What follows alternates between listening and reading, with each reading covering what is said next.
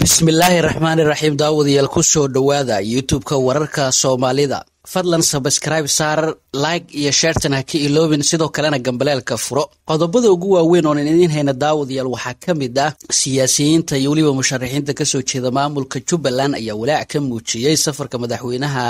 maamulkaasi uu ku joogo magaalada Muqdisho caasimadda Soomaaliya siyaasi Cabdirashiid Macalin Gaas oo kamid ah siyaasiyiinta ka soo jeeda Jubbaland ayaa sheegay in aanay rajo wanaagsan ka qabin doorasho xalaal ah oo ka dhacda magaalada Kismaayo waxa uu sheegay in Axmed Madow uu haatan doonayo inuu dib u noqdo madaxweynaha soo socda ee maamulkaasi safarku madaxweyne Axmed Madow oo ku jooga magaalada Muqdisho ayuu sheegay inuu yahay mid sharci dara ah dowladana looga baahan yahay inaanay wax wada hadal ah la furin waa sida uu hadalka u dhigay Axmed Madow ayaa imaanshihiisa Muqdisho ku micneeyay inay tahay sidii wada hadal ula yeelan lahaa madaxda ugu sareysa dowladda sida madaxweynaha Jamhuuriyadda Federaalka Soomaaliya oo uu kala hadlayo marxaladaha dalka sida amniga iyo arrimo kale socdaalka Axmed Madow ayaa walaac ku abuuray qaar kamid ah siyaasiyiinta iyo musharaxiinta madaxweynaha Jubbaland kuwaas oo sheegay inuu doonayo inuu mar kale ku soo laabto kursiga madaxweynaha Jubbaland Muqdishona uu u yimid inuu arintaasi heshiis kula galo dowladda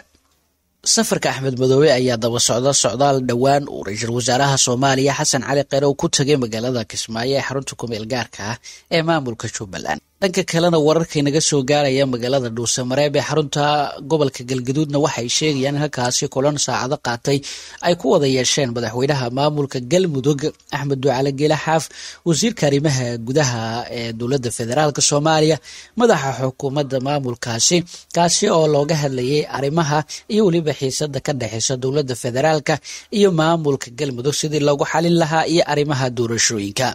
wasiirka wasaaradda arrimaha gudaha xukuumadda federaalka Soomaaliya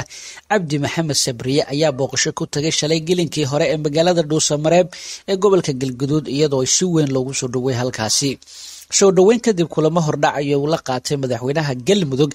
Axmed Ducaale Geele Xaaf iyo madaxda xukuumadda maamulka Galmudug Maxamed Shaakir Cali Xasan kaas oo looga hadlay dhameynta khilaafka dowladda iyo maamulka Galmudug xalay ayaa mar kale mas'uuliyiinta ay ku wada kulmeen xarunta madaxtooyada Galmudug ee Dhuusamareeb waxaana kulankooda uu qaatay in ka badan 7 saacadood wararka laga helayo Dhuusamareeb ayaa waxay sheegayaan in kulanka intiisa badan looga hadlay waqtiga ay dhacayso doorashada madaxweynaha Galmudug oo ay dowladda iyo madaxda Galmudug isku khilaafsan yihiin waxaana madaxda la sheegay in kulankooda ay isku mari waayeen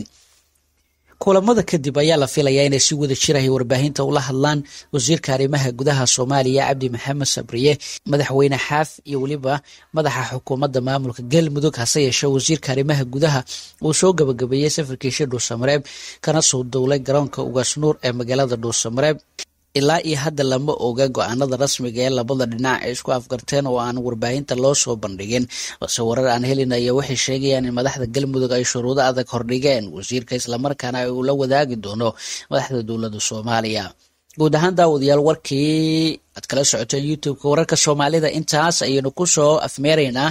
haddaba ha ilaawi inaad subscribe tiraahdo channelkan like and share tan ha ka iloobe sidoo kalena gambaleelka furo si wararkii ugu dambeeyay ee youtube-ka wararka Soomaalida oo idin soo gaaro waad ku mahadsantihiin kun jeer